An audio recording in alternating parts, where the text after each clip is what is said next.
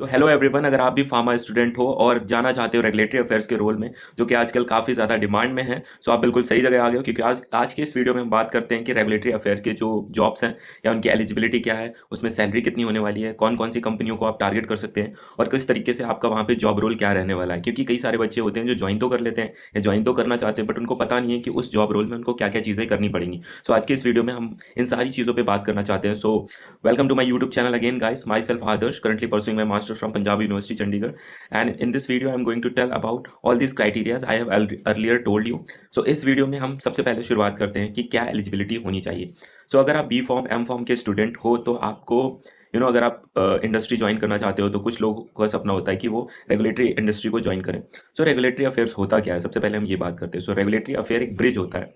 Suppose ये आपकी government agencies हैं और ये आपकी प्राइवेट कंपनीज हैं जिसमें आप काम करते हो, तो इस दोनों के बीच जो ब्रिज होता है वो रेगुलेटरी अफेयर्स होता है। कहने का मतलब ये है कि कोई भी ड्रग जब एक बारी बन गई, बनने के बाद उसको मार्केटेड करने के लिए उसकी कुछ गवर्नमेंट रेगुलेटरी रूल्स होते हैं, उनको फॉलो करना पड़ता है। जब आप उन रूल्स को फॉलो करते हैं तभी वो ड्रग जो है वो मार्केट में आती है। ओके, पहली चीज़ ये हो गई। अब दूसरी चीज़ है कि हर एक कंट्री की अपनी रेगुलेटरी अथॉरिटीज़ होती है जिनको हम गवर्नमेंट रेगुलेटरी अथॉरिटीज़ बोलते हैं। जैसे कि इंडिया के अंदर अगर हम बात करते हैं, इंडिया के अगर अंदर हम बात करते हैं तो वो है CDSCO, that is central drug research control organisation. ठीक है, ऐसे ही आपकी यूएस की US FDA, ठीक है, food and drug administration, then आपकी ऑस्ट्रेलिया की TGA, ऐसी आपने ये सारी चीज़ें पढ़ी होंगी। सो ये उनकी रेगुलेटरी अथॉरिटीज़ हैं। सो ये रेगुलेटरी अथॉरिटीज़ की जो गाइडलाइंस हैं, जो WHO की ICH गाइडलाइंस हैं, वो आपकी रेगुलेटरी उस कंपनी के अंदर फॉलो करवाती हैं। ठीक है, अब हम ये बात करते हैं कि रेगुलेटरी अथॉरिटी का और क्या क्या काम होता है। सो जैसे QA QC, R&D department, packaging department, इन सब की जो इन्फॉर्मेशन होती है, जब भी हम कोई प्रोडक्ट मार्केटेड करते हैं तो हमें R&D डिपार्टमेंट से इन्फॉर्मेशन चाहिए कि भाई वो प्रोडक्ट कैसे बनाया गया, ठीक है, क्या क्या चीज़ें लगी, उसका सिंथेटिक प्रोसीजर क्या है, उसके अंदर आपने कौन कौन से सॉल्वेंट यूज़ किए, मेथनॉल, एथेनॉल, क्या क्या यूज़ किया। तो उसके पास आपकी पूरी सिंथेटिक पूरी इन्फॉर्मेशन होनी चाहिए, पहली चीज़। ठीक है, उसके बाद आपके पास उस ड्रग के API जो आपने उसमें यूज़ किया, उसका कौन सा ग्रेड है, कितनी प्योरिटी है, क्या डेंसिटी है, उसकी मॉलिक्यूलर वेट वगैरह सारी चीज़ें आपके पास होनी चाहिए। ये हो गया उसका इन्फॉर्मेशन, ठीक है, जो कि आपको R&D डिपार्टमेंट से चाहिए। फिर आपको मैन्युफैक्चरिंग डिपार्टमेंट से उसके फॉर्मुलेशन में कौन कौन से प्रोसीजर यूज़ हुए, dry granulation, wet granulation, syrup, coating, या जो भी चीज़ें यूज़ हुई वो कैसे यूज़ हुई, उसका आपके पास फॉर्मुलेशन का पूरा क्राइटेरिया होना चाहिए, क्या क्या प्रोसीजर्स के थ्रू वो गुजरा। उसके बाद उसकी प्योरिटी का डाटा होना चाहिए। अगर आप बोल रहे हो कि ये प्योर है तो उसका आपके पास NMR, मास, ये सारा डाटा होना चाहिए। सो ठीक है, फिर आपके पास R&D, पैकेजिंग, इन सब से जगह से जब आप डेटा लेते थे, फिर आपके पास QC का डेटा होना चाहिए, यानी क्वालिटी कंट्रोल। आपका जो प्रोडक्ट है उसकी क्वालिटी काफ़ी अच्छी है, ठीक है, या जो पैरामीटर्स हैं उसके अकॉर्डिंग सेट है, जिस रेंज में होनी चाहिए उस रेंज में। फिर आपकी क्वालिटी एश्योरेंस, जो कि आपकी क्वालिटी को अश्योर करती है, तो उस क्वालिटी एश्योरेंस की जो रिपोर्ट्स हैं वो होनी चाहिए। सो इन सारी चीज़ों को लास्ट में कंपाइल करके, ठीक है, इन सारी चीज़ों को लास्ट में कंपाइल करके एक जगह एक डोजियर फॉर्मेट बना के सबमिट करना, ठीक है, हायर अथॉरिटीज़ को या जो गवर्नमेंट अथॉरिटीज़ हैं उनको, कि मेरा ड्रग इन इन प्रोसेस से गुजरा, ये उनका रिजल्ट है, अब हम इस ड्रग को मार्केटेड करने वाले हैं।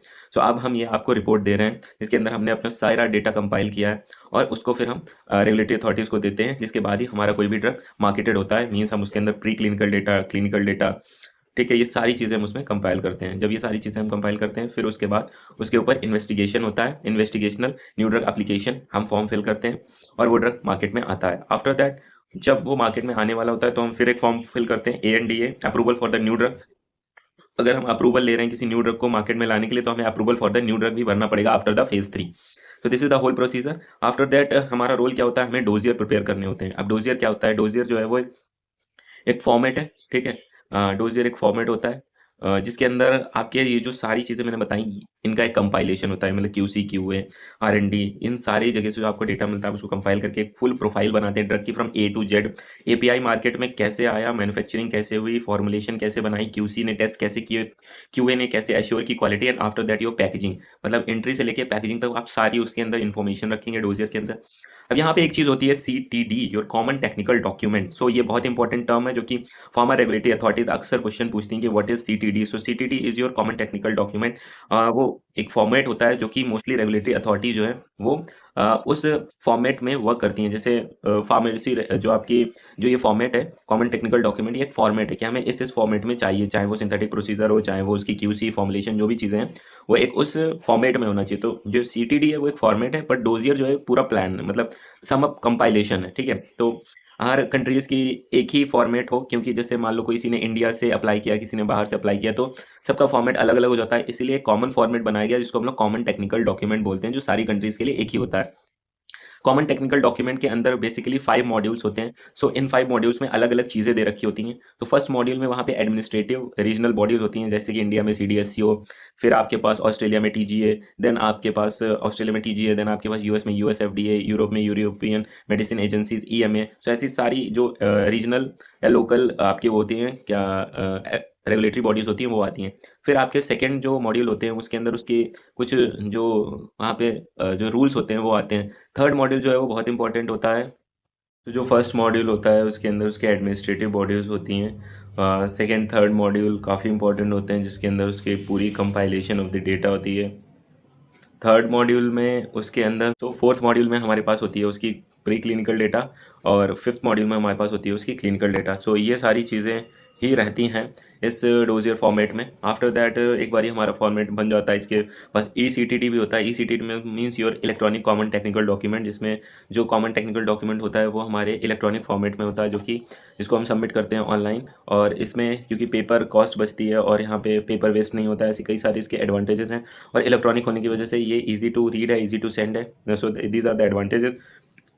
सो अब हम बात करते हैं, अगर कोई भी बंदा, ये मैंने आपको एक फुल ओवरव्यू दे दिया। अब हम बात करते हैं अगर कोई भी पर्सन ज्वाइन करना चाहता है रेगुलेटरी अथॉरिटीज़ को, तो उसे क्या क्या प्रोसेस फॉलो करना चाहिए। तो सबसे पहले उसे देखनी चाहिए कौन कौन सी टॉप कंपनीज़ हैं, और जितनी भी चीज़ें मैंने अभी बताई इन सब का फुली उसको नॉलेज होना चाहिए। क्वालिटी गाइडलाइंस होती हैं जो आपकी ICH गाइडलाइंस होती हैं, इसके अंदर QMES जो कि होती है QSEM, quality safety efficacy and multidisciplinary जो गाइडलाइंस होती हैं उनके बारे में उसको फुल नॉलेज होना चाहिए। सो ऐसी ही सारी चीज़ें उसको पता होनी चाहिए पहले तो। और उसको जो जॉब रोल मिलने वाला है जिसके अंदर उसको उसके अंदर क्या क्या स्किल्स होनी चाहिए। पहली चीज़ तो उसको डॉक्यूमेंटेशन बहुत अच्छा आना होना चाहिए।